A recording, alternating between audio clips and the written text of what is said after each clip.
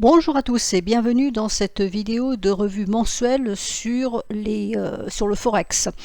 Donc je commence par le dollar, puisque c'est quand même la monnaie dominante et celle qui drive un peu tout le marché à l'heure actuelle. On verra que le GBP a une tendance haussière pour le moment, mais bon, globalement c'est quand même le dollar qui fait toujours la chanson. Et nous aurons donc comme événement principal pour le mois de juin le FOMC qui aura lieu le 14 juin, et il y en aura un autre qui sera fin juillet. Donc là je pense que le marché va être assez flat et morne en attendant le 14 juin et la décision de politique monétaire de la Fed. Ça risque encore d'être pas très passionnant pour la semaine qui vient. Donc le dollar index, j'ai toujours cette idée de structure, de son évolution. Alors pour le moment, j'ai pas d'invalidation et c'est toujours en cours. Donc je vous ai mis le graphique hebdomadaire parce que sur le graphique mensuel, on voit pas grand chose. Donc on est au-dessus de la Kijun mensuelle, c'est un fait. Donc on est aussi long terme, il n'y a pas de souci là-dessus. Le problème, il se situe vraiment là au niveau hebdomadaire. Donc j'ai expliqué plusieurs fois que j'avais ce genre d'hypothèse. On aurait fait une vague A ici de correction. On pourrait faire, je dis bien on pourrait, donc c'est du conditionnel, une vague B qui irait quelque part par là, en principe sur ce niveau de Kijun ici, avant potentiellement de refaire une C qui redescendrait par ici. Ça c'est une hypothèse, pour le moment c'est une structure qui tient la route, donc dans le mouvement B ici, dans cette vague B ici, on pourrait avoir du A, B et C. Donc le C allant chercher les 100% d'extension du premier mouvement. Voilà, ça c'est une idée globale. Pour le moment, donc il n'y a pas d'invalidation, tant qu'on reste au-dessus de ces niveaux-là. L'hypothèse reste plausible. Le souci qu'on a pour la semaine à venir, notamment, c'est ce fameux nuage qui est épais ici. On a un nuage hebdomadaire qui est costaud. Et là, voilà, est-ce qu'on va arriver à rentrer dedans pour aller faire ce fameux point C et aller chercher les 100%, ou alors est-ce qu'on considère qu'il a atteint quasiment les 0,786, qui sont juste au-dessus de la SSB ici, et que ça suffit et qu'on repart à la baisse. Donc cette semaine, pour le moment, on est sous format, on va dire doji, même s'il y a quand même un corps un petit peu épais, mais bon, c'est un petit peu le principe, où on est descendu, on est bien descendu, on est bien monté, et puis globalement, on revient quasiment à la case départ. Donc voilà, on a une résistance qui est ici, qui correspond à la Kijun à 104,43. Là, la Kijun, elle descend, donc on ne la tient pas en compte pour cette semaine. Donc 104,43, là, vous voyez qu'on est déjà redescendu en dessous, et on a le nuage qui bloque. Donc si on arrive à rentrer dans le nuage la semaine prochaine, à ce moment-là, cette idée de point C ici serait vraiment dans les tuyaux. Là, pour le moment, ça bloque. Donc voilà, est-ce qu'on se retourne maintenant ou est-ce qu'on va quand même chercher ça? On va voir. Après, si on arrive à aller chercher ce niveau-là, on verra si on dépasse le dernier point haut ici. Donc c'est 100%. Donc si on dépasse ces niveaux ici, on peut aller chercher après les 107,80 et on verra si on invalide ou non cette idée. C'est-à-dire que si les prix cassent ce niveau-là, ça commencera à sentir pas très bon. Et si on sort du nuage ici, à ce moment-là, ça voudra dire que cette hypothèse de ABC est fausse, c'est-à-dire qu'on n'ira pas chercher le C et qu'on reprend par contre une tendance haussière de long terme, et forte en l'occurrence, dans l'idée d'aller chercher les derniers points hauts. Donc pour le moment, on va dire qu'on est globalement neutre sur le dollar. Pour le moment, on a un mouvement haussier, je dirais pas une tendance haussière, parce qu'on est quand même en train de latéraliser, ici, ce mouvement-là en zigzag, pour le moment c'est la latéralisation, c'est haussier pendant un certain temps et puis ça rebaisse, donc quelques semaines on monte, quelques semaines on baisse. Là on est monté pendant 3 semaines, c'est rouge, c'est normal. Donc est-ce qu'on reprend du bleu la semaine prochaine? C'est toute la question. Et est-ce qu'on arrivera à dépasser les 100%? Donc si je le mets en mensuel, alors il y a c'est pour ça que je ne vous l'avais pas mis parce qu'il y a mes lettres qui traînent. Donc on voit bien qu'en mensuel on avait ce mouvement haussier ici, et puis on est venu travailler cette Kijun mensuelle, donc on l'avait cassé au mois d'avril. Au mois de mai, on a invalidé la cassure ici, c'est-à-dire que le test de cassure n'a pas validé la cassure, donc on n'était pas baissier. On avait un double bottom ici, qui correspond, vous voyez, à mes vagues, ici la vague A, la vague B, donc c'est le double bottom qui est ici. On a repassé donc cette Kijun mensuelle, et puis là, voilà, est-ce qu'on vient retester ici? Ça me paraît vraiment très bas, ça me paraît peu jouable, ou est-ce que par contre on monte, mais on a vu le nuage hebdomadaire qui pourrait bloquer les choses, mais voilà. Donc pour le moment, on voit bien cette neutralité autour de cette Kijun mensuelle qui est importante, donc il faut rester au-dessus des 102. Tant qu'on est au-dessus des 102, on garde un biais positif. Par contre, si on recasse les 102, à ce moment-là, on prendra un biais négatif dans l'idée d'aller chercher le mouvement qui est ici. Alors, ensuite, l'euro-dollar. Donc, je vais enlever ça, hop.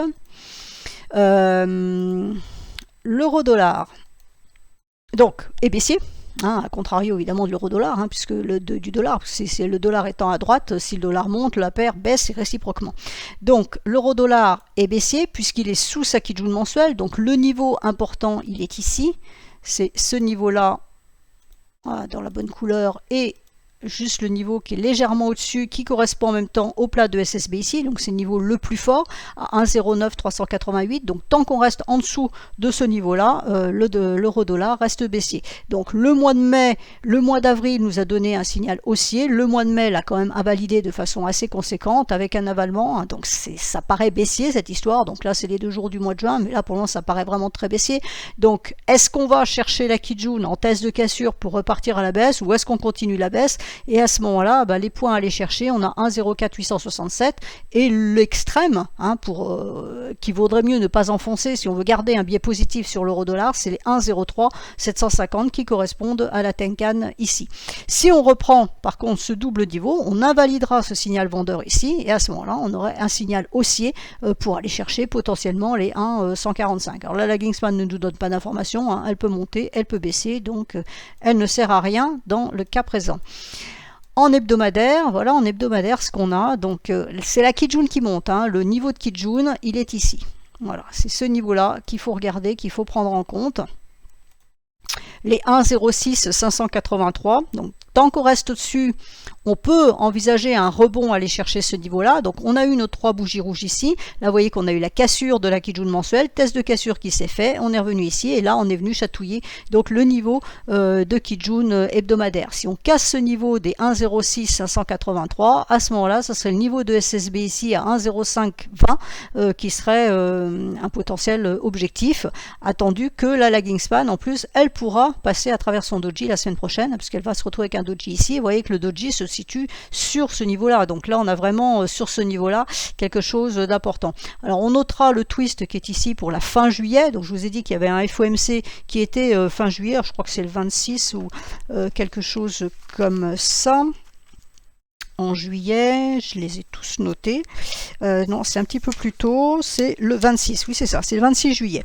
Donc là, on a un tour, alors le 26 juillet, la semaine du 26 juillet, elle est ici, 24 juillet, voilà, hein, puisqu'on a un hebdomadaire. Donc le 26 juillet, si la Fed montait ses taux, hein, de 50 points de base par exemple, ça ferait monter le dollar et donc l'euro-dollar pourrait baisser. Donc là, pour moi, l'euro-dollar va se situer, je pense, hein, dans une zone neutre à ce niveau-là, hein. C'est une zone de neutralité. Alors c'est à trader en intraday, voire en swing, mais avec des bougies journalières. Au-delà, pour le moment, c'est un petit peu compliqué puisqu'on a déjà le 14 juin avec le FOMC là, dans une dizaine de jours, et puis après le suivant où on aura un petit danger, on va dire, sauf si le FOMC prochain nous propulse l'euro-dollar à la hausse et lui fait casser son double niveau de Kijun mensuel. À partir du moment où il sera repassé au-dessus de son niveau de Kijun mensuel, s'il doit le faire, le twist ici on l'oublie. Pour le moment on n'en est pas loin, hein. Ça veut dire que si on latéralise, il va y avoir un danger, mais ce n'est qu'un danger. Pour le moment on ne peut pas dire ah ça va passer par le twist, ça va être vendeur, etc. Non, pour le moment on ne fait pas ce genre de scénario, on suit ce qui se passe. On voit qu'ici on a un support à surveiller à 1,0658. Tant que ce support-là tient, il y a une possibilité de remonter chercher ce double niveau de Kijun. Et si ce double niveau de Kijun mensuel cède, à ce moment-là, et cassure des derniers points hauts, à ce moment-là, on libère de la hausse. Et dans ce cas-là, ce qui se passe en dessous, ça ne nous intéresse plus. Pour le moment, on a aussi un nuage épais. Hein, donc normalement, si les prix baissaient, ça devrait freiner la baisse. Donc 1,0520, c'est pour ça que je le mets en objectif. Si ici on baisse, on peut aller là, et là on a quand même un nuage épais. Alors ça c'est toujours pareil, hein, ça ne veut pas dire que ça ne passera pas, ça veut dire que c'est plus compliqué de rentrer dedans. Donc par contre, si le dollar américain est fortement haussier, là on rentrera dedans, il n'y a pas de souci, et on aurait donc un objectif à ce moment-là à 1,0286 qui correspond au plat de Kijun qui est ici. Le GBP-USD. Alors, le GBP-USD, alors on a une livre sterling pour le moment qui est relativement haussière. Donc, on a cassé la Kijun mensuelle, donc ça a été cassé en avril. Le mois de mai, on est venu tester, là on a fait le test de cassure et c'était plutôt positif puisque ça a tenu.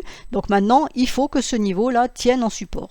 Voilà, l'idée c'est que vraiment, il ne faut pas enfoncer le support qui est ici à 1,2314. Si on l'enfonce, on redonnera un signal vendeur de long terme puisqu'on repassera sous la Kijun mensuelle. Par contre, on peut revenir, éventuellement le rechercher, retester à nouveau pour être bien sûr qu'on veut bien monter et puis après repartir dans l'autre sens. Et à ce moment-là, si les prix se remettaient à monter, donc sur cassure du dernier point haut, on aurait en objectif ici les 1,2840, voire sur extension les 1,2893 ici. Donc pour le moment, on est, on va dire, dans une zone neutre d'un niveau mensuel, puisqu'on est entre la Kijun, au-dessus de la Kijun, donc signal haussier, mais en dessous du nuage, donc on ne valide pas pour le moment de renversement de tendance. Donc on peut imaginer que cette paire-là, entre les mouvements du dollar et les mouvements de la livre sterling, finalement, ça nous fasse de l'horizontale, pour venir soit passer par là, le nuage est un peu plus fin, soit carrément ici, mais là on est en octobre 2024, donc on va pas se projeter aussi loin dans l'immédiat. Donc en hebdomadaire, voilà la semaine dernière, donc la Kijun qui a tenu, là on rebondit, mais pour le moment on reste sous la Tenkan. La Tenkan elle est ici à 1,24 donc on reste en alerte, on va dire. On est au-dessus de la Kijun hebdomadaire ici, on va prendre ce niveau-là, on va le mettre là, voilà, à 1,22 456. Donc tant qu'on reste au-dessus de ce double niveau, c'est bon, ça veut dire qu'en mensuel, long terme, on reste haussier, et moyen terme, on reste haussier. Cependant, la lagging span, elle aussi, elle est sous son nuage. Donc pour le moment, même si les prix sont au-dessus et donc nous donnent un sentiment de renversement de tendance, ce n'est pas encore validé par la lagging span. Donc pour la validation, il faut que ça passe de l'autre côté, donc on voit qu'on a encore du chemin à faire. Pour le moment, il faut impérativement que ce double support tienne. Tant que ça tient, on peut envisager de la hausse, cassure des derniers points hauts ici à 26,81 et après on ira chercher différents niveaux. On en a un ici à 1,2838 qui correspond à ce long plat de Kijun mensuel ici qui est intéressant, puis après on en aura d'autres. Ce serait la première résistance à envisager, mais il faut repasser cette Tenkan qui est à 1,2480. Ensuite, l'AUD-USD. Alors l'AUD-USD, l'AUD était fortement baissier puisque la Chine qui devait redémarrer, elle ne redémarre pas tant que ça, il n'y a pas euphorie côté chinois, et on sait que c'est un pays de matières premières donc qui marche beaucoup avec la Chine, donc s'il y a croissance économique en Chine, il y a demande de matières premières, c'est quand même dans le même quartier, et ça fait de la demande pour le dollar australien, et là évidemment avec la Chine qui redémarre pas aussi bien qu'on le pensait, moralité, il n'y a pas de demande sur le dollar australien, donc qui était jusqu'ici fortement baissier, mais il semblerait que pour le moment il est en train de se retourner, notamment aujourd'hui c'est quand même assez fortement retourné, donc on va voir ce que ça va donner.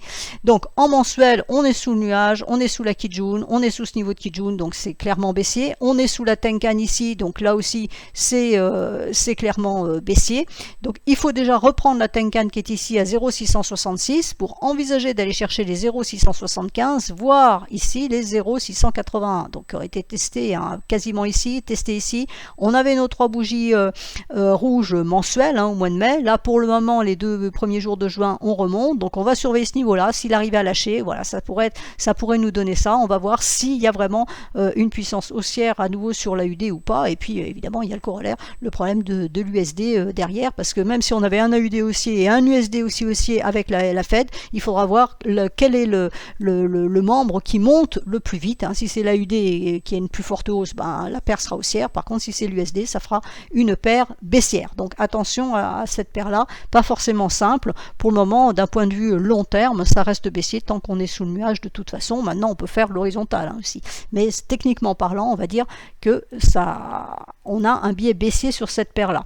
Et quand on regarde en hebdomadaire, ça se confirme un peu, en sens où la semaine dernière on a cassé le bas du nuage. Là cette semaine on est remonté, on a testé la Tenkan ici avec la mèche, et pour le moment c'est en train de rétrocéder. Donc si on clôture en dessous du nuage, ça voudrait dire que potentiellement on pourrait repartir à la baisse. Et vous voyez que le nuage est épais. Alors on a déjà un nuage épais, et en plus on a le niveau ici de Kijun hebdomadaire, voilà, qui pourrait bloquer ici au niveau de la lagging span. Donc on a vraiment une résistance à 0,66,5.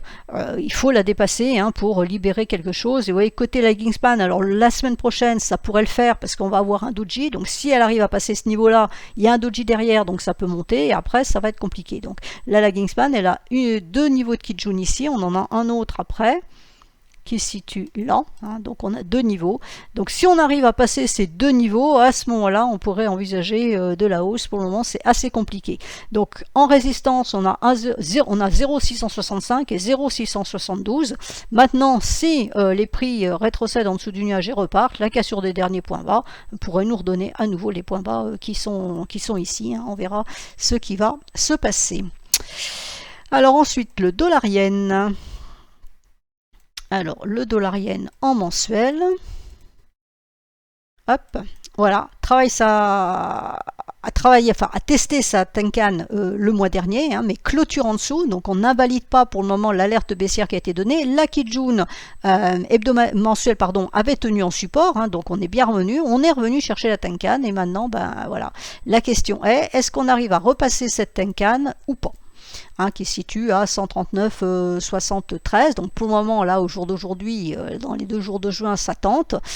Le mois dernier, on avait clôturé en dessous. Donc est-ce que c'est la troisième bougie qui va enfin nous enlever cette alerte et relibérer de la hausse? En fait, il faut ça dit qu'on n'a pas de signal vendeur, mais là, on est toujours en alerte. Donc il faut repasser cette droite pour qu'elle reprenne son rôle de support de tendance. Et donc, si on se met en hebdomadaire, vous voyez que ma Tenkan mensuelle correspond au niveau de Kijun hebdomadaire ici. Donc, on voit bien l'importance du niveau. Donc, cassure la semaine dernière. Là, on a fait le test de cassure. Pour le moment, ça semble tenir. Donc, il faut casser au-dessus ce niveau-là. Déjà, qui correspond ici à donc les 141,22.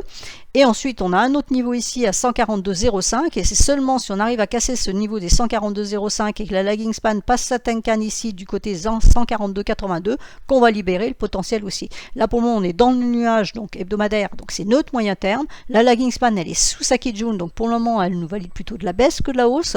Donc, c'est pour ça qu'il est important de repasser ce niveau-là pour que déjà, elle nous active la hausse qu'on a déjà activée ici et qu'on aille chercher, que les prix puissent aller chercher le haut du nuage ici à 141,98, et c'est seulement après, hein, donc il nous restera ce niveau-là de Tenkan mensuel ici à casser.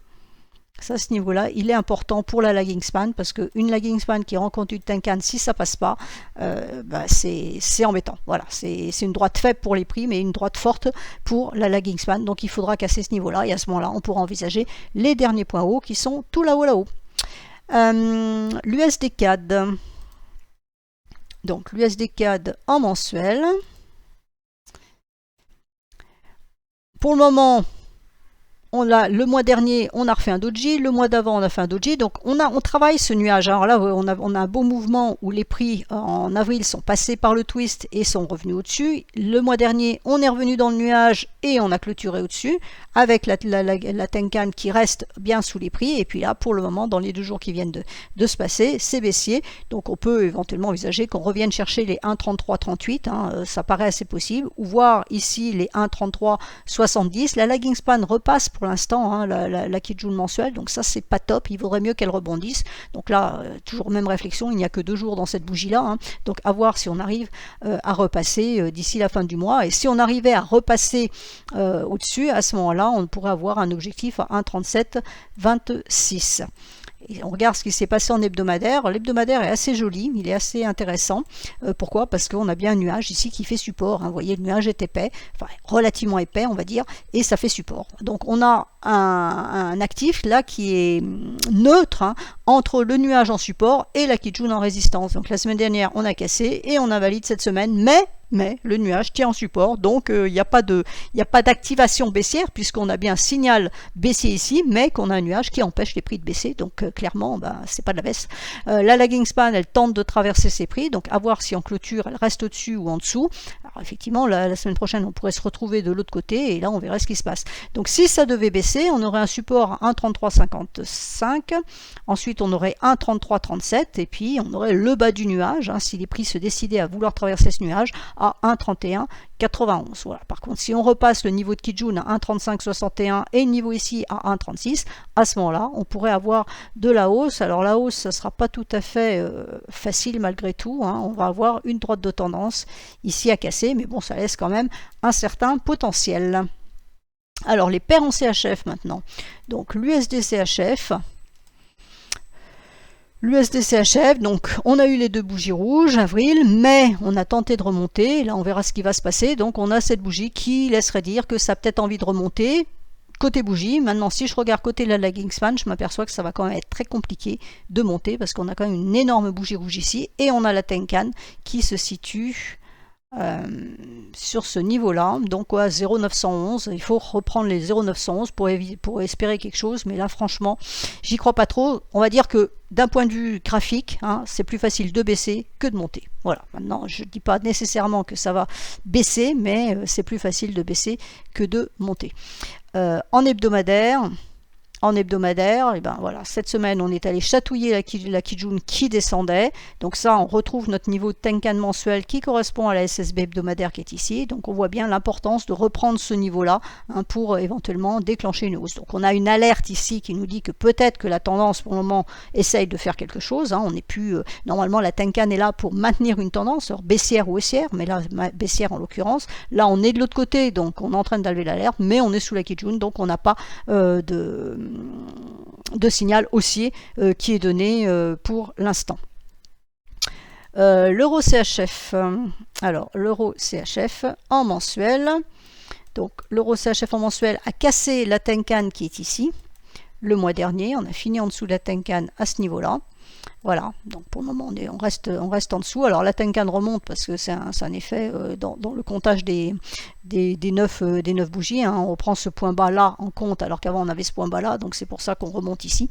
Voilà, donc pas grand chose à dire, hein. Pour le moment c'est un peu yo-yo sur ce niveau là. On a une 3 rouge ici, donc on pourrait avoir une bleue, mais il faut repasser ce niveau là, les 0,9754, c'est le niveau qu'on va surveiller. Si on arrive à le repasser, à ce moment là il y aurait un peu de potentiel haussier. Je dis bien un peu parce qu'on a quand même un nuage qui est assez épais juste au-dessus, donc ce niveau de Tenkan mensuel correspond au niveau de Kijun hebdomadaire ici. Alors la lagging span peut monter à condition qu'on casse ce niveau là, donc là on pourrait avoir un potentiel double point bas. C'est peut-être quelque chose qui est à regarder, hein, à vérifier la semaine prochaine. Donc l'invalidation du double point bas, ça serait la cassure des 0,9681 avec dans l'idée d'aller chercher les 0,9637 ici qui correspondent à ce bas de niveau de Kijun, puis après les derniers points bas. Donc tant qu'on est entre ces deux niveaux, 0,9681 et 0,9754, ça reste neutre. Si on casse les 0,9754, à ce moment-là on pourra avoir de la hausse. Alors on aurait une première résistance à 0,98 et puis après on pourrait aller chatouiller le nuage à 0,9814, mais on voit bien que bon voilà, aussi la baisse ça peut être simple, la hausse peut être compliquée. Et ensuite, je crois que j'ai tout fait. Non, il manque l'euro GBP. Alors l'euro GBP, donc en mensuel, hop, l'euro GBP en mensuel, donc magnifique cassure le mois dernier, hein. La Kijun mensuelle avait bien tenu ici, cassure au mois de décembre, les 4 mois suivants on a tenu cette Kijun mensuelle et puis là on l'a lâché, hein. Ça a été fort, donc c'est le GBP qui est haussier pour le moment. L'euro ne fait rien, mais le GBP est fortement haussier, ce qui explique cette baisse. Alors on a atteint ici, pas tout à fait, mais on est là dans une zone basse. Vous voyez que la bougie de mois de juin, elle a déjà retesté cette zone basse, donc est-ce qu'on remonte un peu ou est-ce qu'au contraire on continue d'enfoncer? Donc le support à surveiller au niveau mensuel, c'est 0,8536. Si on casse ce niveau-là, à ce moment-là, on irait chercher plus de points bas précédents. Et quand on regarde en hebdomadaire, hein, la semaine dernière, c'était plutôt neutre, mais là, on part bien à la baisse. Donc à la hausse, on a la Kijun mensuelle, la Kijun hebdomadaire ici. On a un nuage fin, mais pour le moment, on prend plutôt la direction inverse, donc ça ne va pas trop nous intéresser. Ce qu'il faut regarder, c'est plutôt de ce côté-là, avec la lagging span qui, là, elle bute. Hein, voilà, elle tentait de traverser cette semaine-là. Pour le moment, ça remonte au-dessus. La semaine prochaine, ça peut encore passer. Donc attention. Et là, à ce moment-là, on pourrait avoir un objectif de moyen terme ici. Aller chercher les 0,8426, voire en dessous, là on a encore plus bas, hein, 0,84, donc bon, je pense pas que ça aille aussi vite. Déjà cet objectif là est intéressant, on en a un autre avant qu'on peut éventuellement travailler ici à 0,8512. Maintenant si on rebondit là sur ces points bas qui sont ici, je ne crois pas qu'on puisse remonter chercher ce niveau là avec une livre sterling qui est haussière. Voilà, je crois que j'ai fait tout le tour des paires intéressantes. Donc je passe sur quelques matières premières que j'inclus dans cette vidéo en général. Donc on a le CRB, donc l'indice des matières premières, donc il a cassé sa Kijun, donc c'est baissier pour l'instant, hein, voilà, le mois de mai c'est baissier. Alors le support il est ici. On met ça. Le support il est ici. Pour le moment ça a l'air de vouloir tenir. On va surveiller ce qui se passe. Si ça tient qu'il y a un rebond, on aura une résistance à peu près ici à ce niveau-là, 21-24. Donc pour le moment on a une indication baissière, mais ça a freiné. Donc est-ce que ça va suffire à faire remonter globalement les matières premières? On va voir. Et quand on regarde en hebdomadaire, ben voilà le support qui est ici, hein, donc aussi bien pour la lagging span et les prix. Donc on pourrait potentiellement remonter chercher ici les 22,12. C'est à surveiller. Pour le moment c'est neutre, on va dire, hein.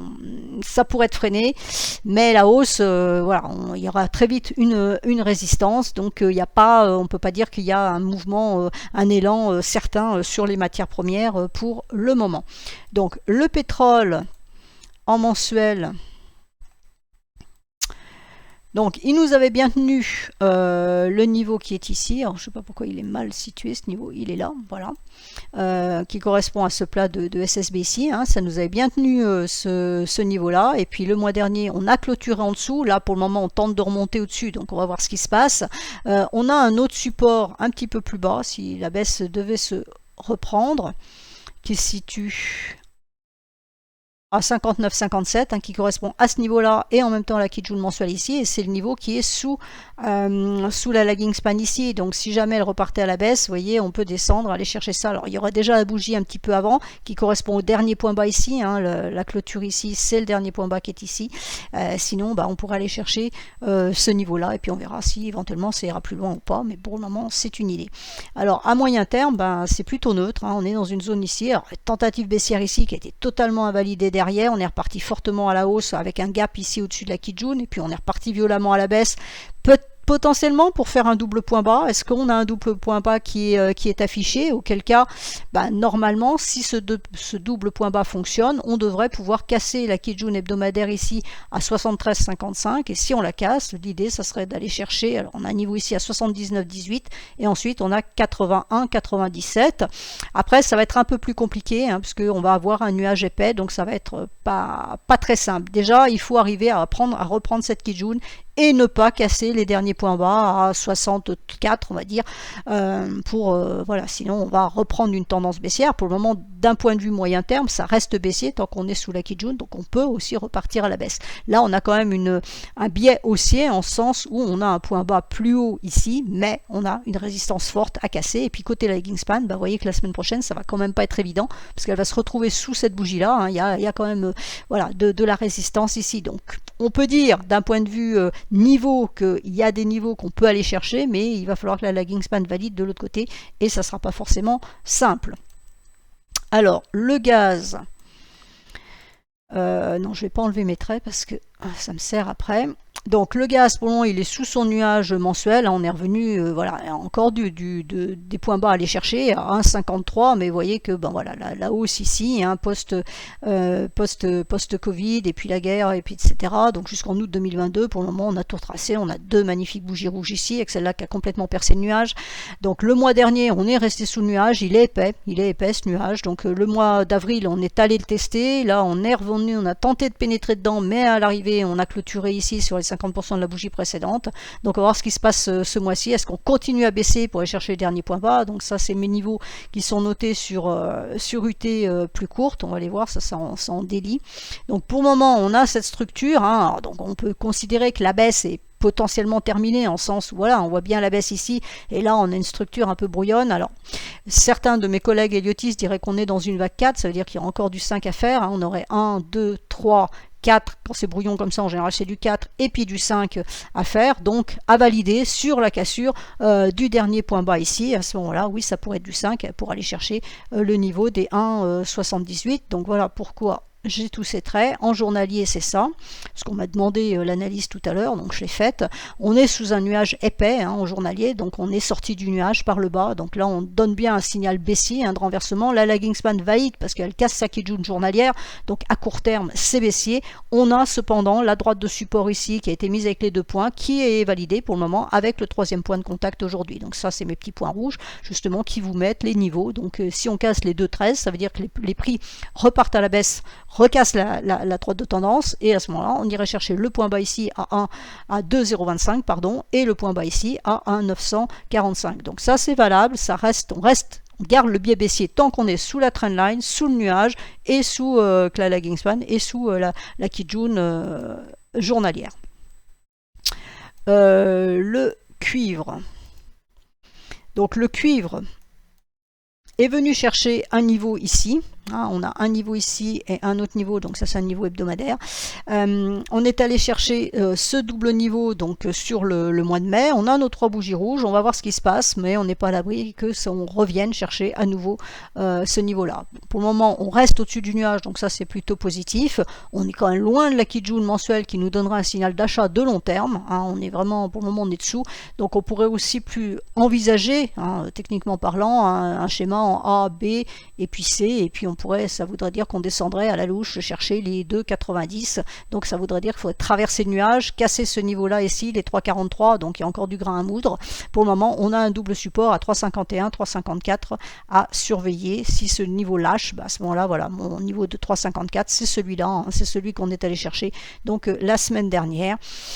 Le nuage est épais en hebdomadaire, c'est un petit peu le bémol. Là, la lagging span va rencontrer sa Kijun, donc soit ça casse naturellement et elle monte à travers le doji ici, soit au contraire elle glisse le long de la Kijun, c'est un petit peu le risque. Pour le moment, les prix restent là en clôture, restent à l'intérieur du nuage, donc voilà, on va dire que fingers crossed. Si ça passe en dessous, on pourrait redescendre chercher ce niveau-là, celui-là, et puis ensuite aller chercher donc les derniers points bas. Le gold en mensuel, donc il nous a fait, je l'ai tweeté, je l'ai mis, j'ai dit je pose la question juste comme ça, j'indique qu'on aurait potentiellement un triple top. Donc à voir, c'est écrit, c'est pas moi qui le dis. On a eu voilà une forte poussée haussière au mois de mars. Le mois d'avril a déjà été un petit peu plus timide et on n'avait pas tout à fait atteint les derniers points hauts. On avait un point bas, un point haut légèrement plus bas. Le mois de mai, on est monté plus haut. On est allé chercher le point haut qui est ici. Voilà, donc est-ce qu'on n'aurait pas un triple top avec dans l'idée de revenir chercher ici les 1800, 1850 qui est le niveau de Kijun et de Tenkan mensuel. Après on a le nuage. Donc voilà, on a peut-être un niveau intermédiaire ici avec la Tenkan sous la lagging span à 1882, c'est le niveau à surveiller qui correspond en même temps à ce plat de Kijun. Voilà, donc on pourrait revenir chercher ce niveau des 1882. Donc si le dollar continue sa hausse, il y a de fortes chances pour qu'on vienne au moins chercher ce niveau-là. Et en hebdomadaire, on va y arriver. En hebdomadaire, pour le moment, c'est coincé. On a la Tenkan, donc hebdomadaire en résistance à 2012. On a la Kijun hebdomadaire à 1935 en support. Donc tant qu'on est entre les deux, c'est neutre. Si on casse ce niveau-là, les 1932, à ce moment-là, on aurait donc à moyen terme 1880. Vous voyez, on retrouve les 1882 dont j'ai parlé tout à l'heure. Et la Kijun mensuelle sur le même niveau que la SSB hebdomadaire à 1850. Donc à ne pas enfoncer. Et là, attention, au mois d'août, fin juillet, on retrouve, on a déjà vu ça tout à l'heure, fin juillet, il y a du passage faible. Donc si les prix n'arrivaient pas à décoller, là, il y aurait peut-être un danger à ce niveau-là. Par contre, baisse invalidée, évidemment, si on recasse la Tenkan ici à 2012, à ce moment-là, ce sont les derniers points hauts, et Dieu sait qu'ils seront importants puisqu'on est en triple top, donc ça serait bien de ne pas faire un quadruple top, ça serait bien de casser ce niveau-là. Donc de toute façon, sur cet actif, il n'y a pas de hausse tant qu'on ne dépasse pas les 2085, c'est vraiment le niveau à surveiller qui correspond au triple top ici. Si on dépasse ce niveau-là, et à ce moment-là, la tendance haussière reprendra. Donc premier niveau ici, à 2012, on casse les 2012, on va chercher le triple top, et si le triple top lâche, à ce moment-là, on pourra aller plus haut. Et par contre, si on casse la Kijun ici, c'est potentiellement ce niveau-là, 1850, voire ici 1880. Le silver en mensuel.